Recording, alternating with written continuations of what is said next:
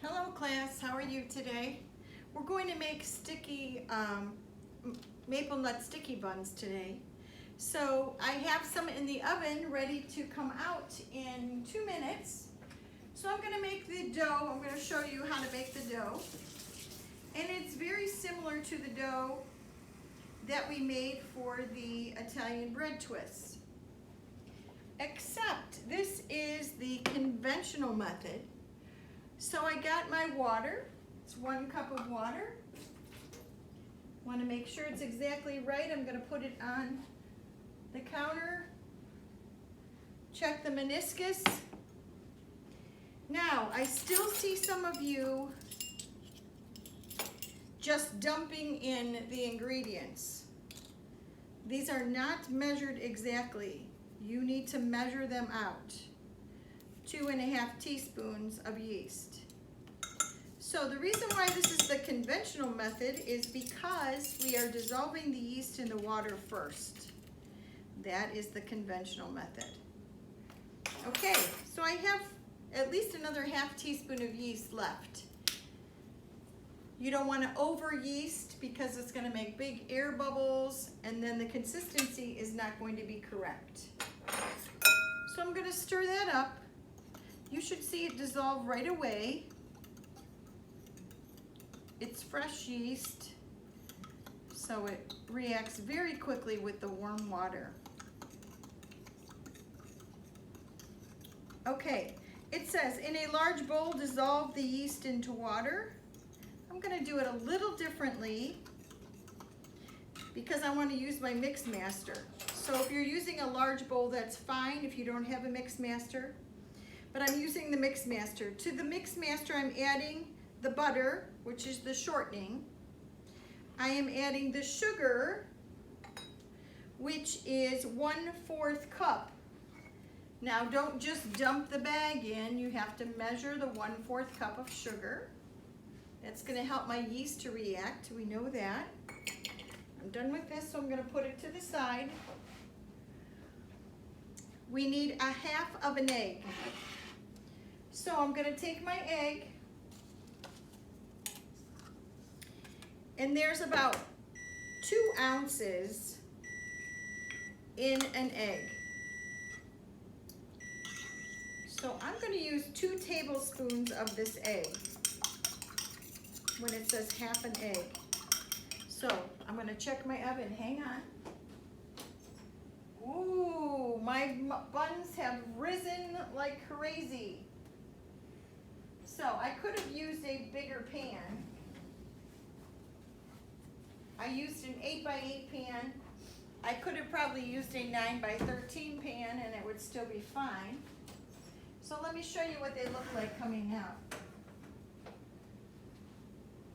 Okay, you see how they've risen? They're nice formation. What I'm going to do now, and I want to show you this because it's important that you see how this works. Now, we're going to see that the syrup is on the bottom. So you notice how I take 2 mitts, okay? And I'm going to put this on top of this. It's going to press it down a little bit, but that's okay. And then I'm going to turn it over.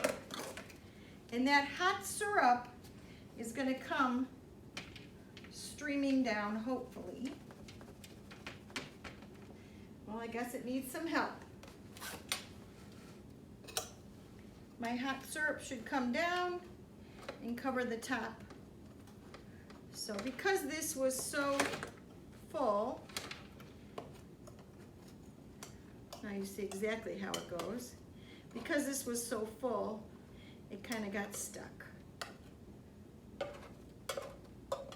So I'm going to scrape this off the bottom of the pan. I should have scraped those sides first, but that's okay.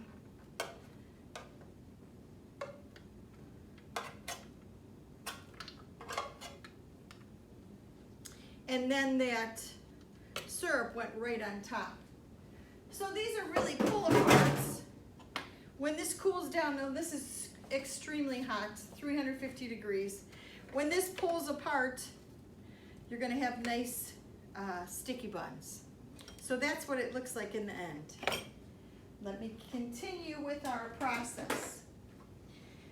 Okay, so I took a half an egg, so that's about 2 tablespoons. Let me continue to mix that up.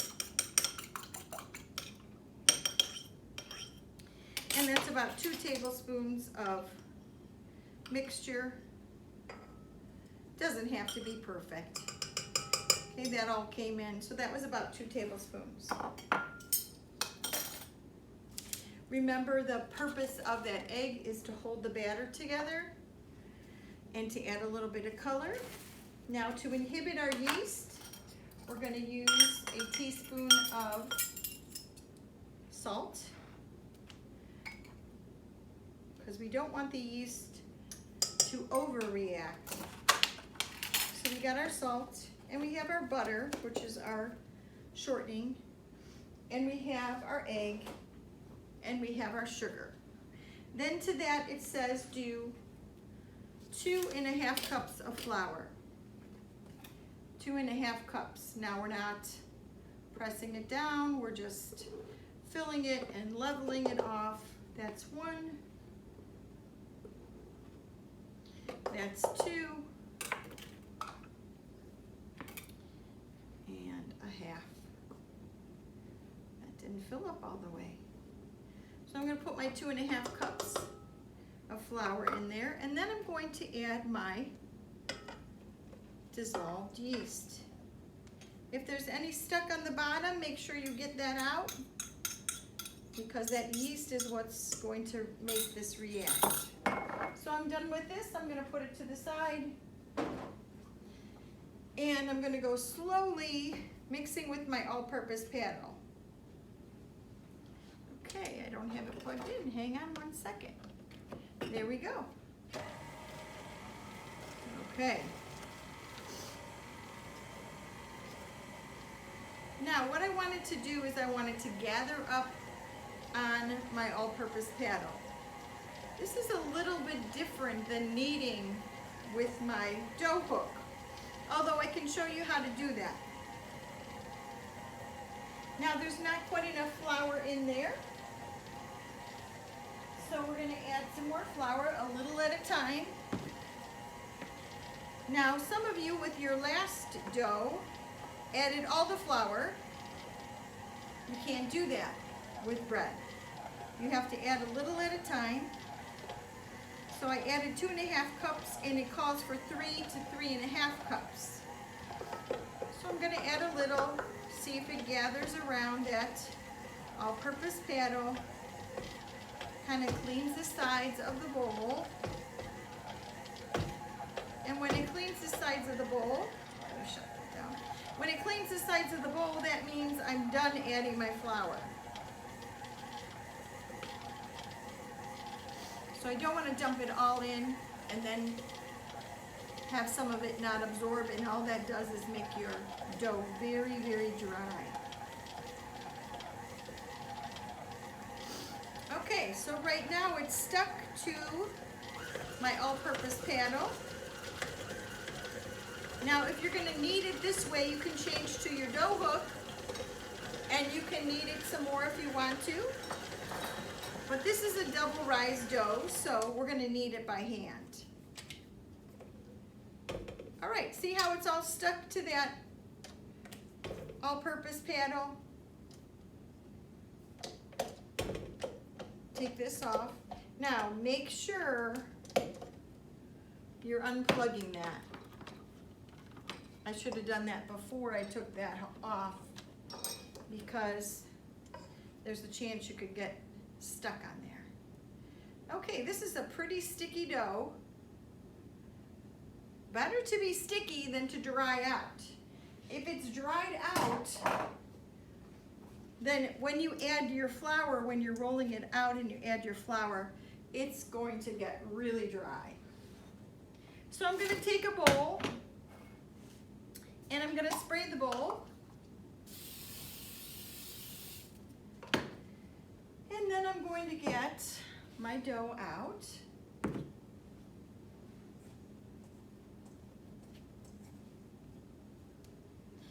I'm going to put that into my spray bowl. Then I want to put a piece of saran wrap on top of there. Let me wash my hands.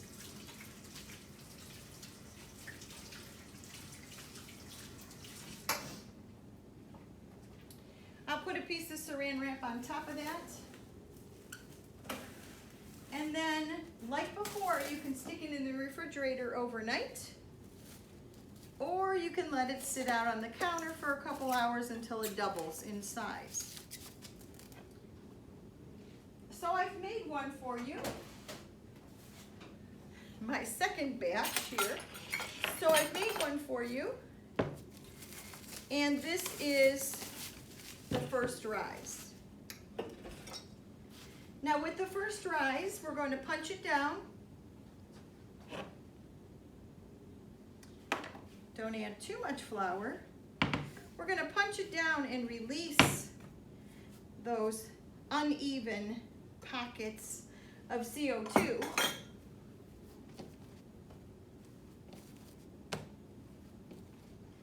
Okay, and it wants you to knead it.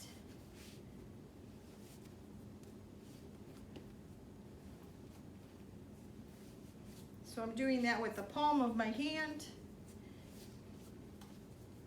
If I don't need this flour over here, don't use it, because all that does is dry up your dough.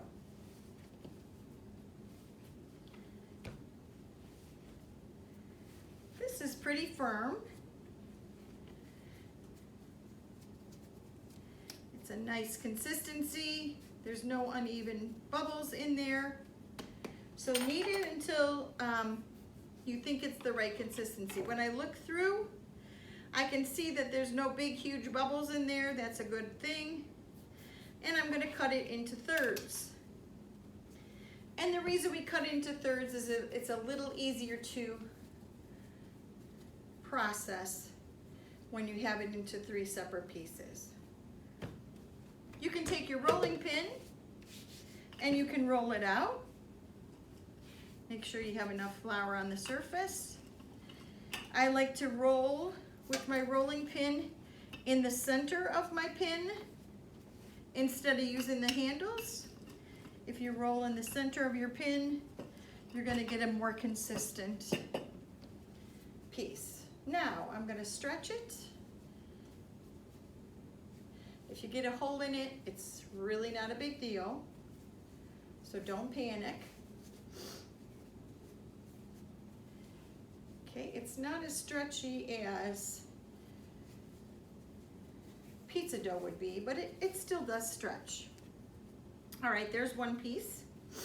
And I'm gonna do that to the second and third piece. You can roll it with the center of your rolling pin to even out those air bubbles. Stretch it out.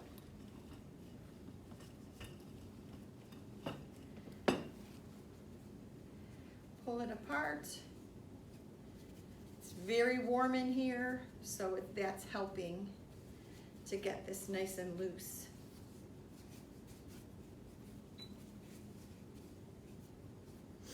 Okay, there's 2. Now you see it's not perfect. The sizes aren't perfect. We're gonna roll it up so it really doesn't matter. And now we'll do the third one. Same thing.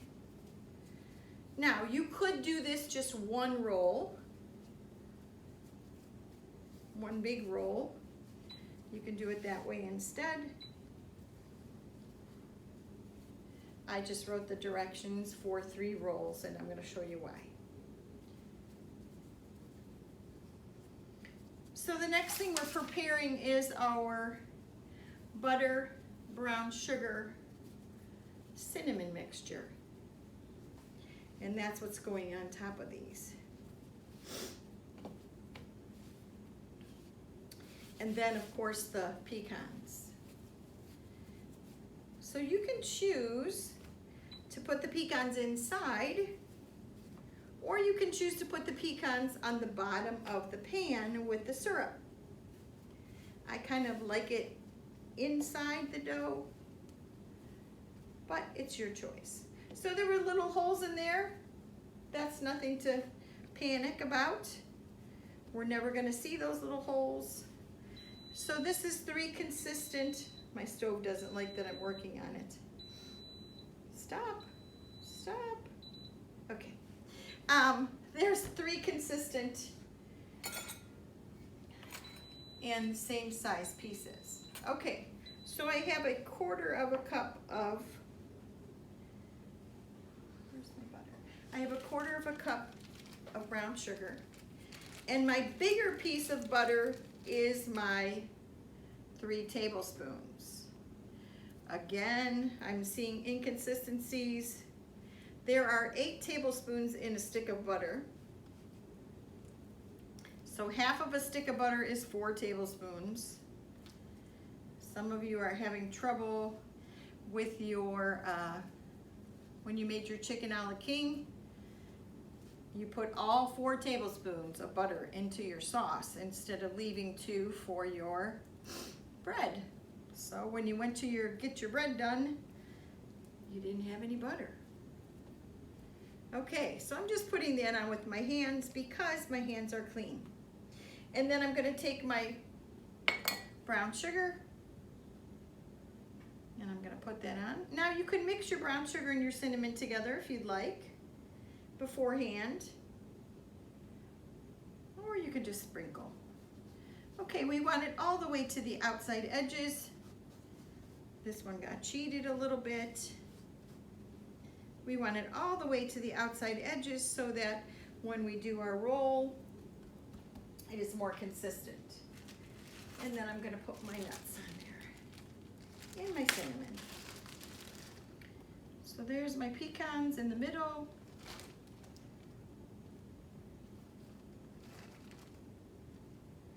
These are great to do in the evening and then put them in the refrigerator overnight and then get them out about an hour before you need them in the morning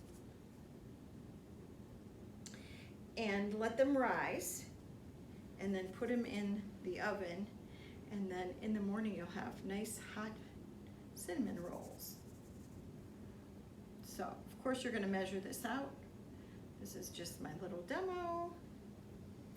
I didn't measure out, but I should have. Okay, now we're ready to roll. So you're going to roll it up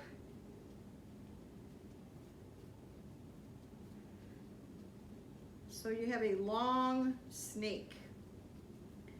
A long snake. Snake number 1, snake number 2,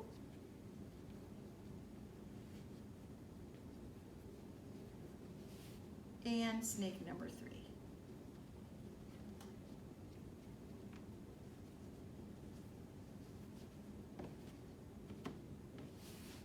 All right, I have a bread knife here.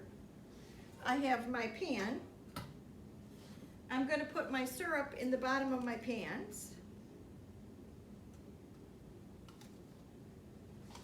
Of course, you're going to measure this out. It's about the right amount though. Okay, then I'm going to take my knife. I'm going to cut it in half. And you'll be surprised. You saw how mine came out so full. You'll be surprised how big these actually get. I'm going to cut each half into thirds. And if I were you, I would choose a bigger pan than my 8x8. But that's what I have on my counter here, so I'm going to use it. Okay, then I'm going to turn these sideways. Turn them sideways. And I'm going to fill the pan. Turn them sideways so that my spiral shows. And they're going to tuck right next to each other. And that syrup's in the bottom because that keeps them moist. And when I flip them over like you saw,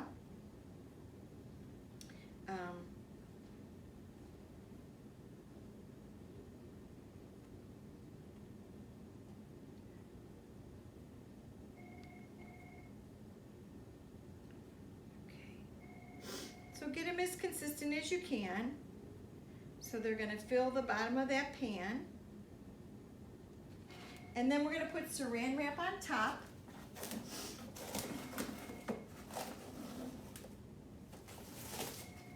And like I said before, you can let this rise on the counter for an hour or so until it doubles. Or you can stick it in the refrigerator overnight and then put it out an hour before you're gonna serve it, an hour and 25 minutes before you're gonna serve it, let it rise, and then put it in the oven for 25 minutes. Now, coming out, you're gonna turn it over. This one really got very, very large. So you can pull it apart or you can cut it. If you want to cut it into pieces, you can do that also. You want to see the bread should have a nice consistency. It should kind of spring back, and the outside edges should be nice and firm. Okay, and crusty. All right, I hope you like it. Show me some good nut bread.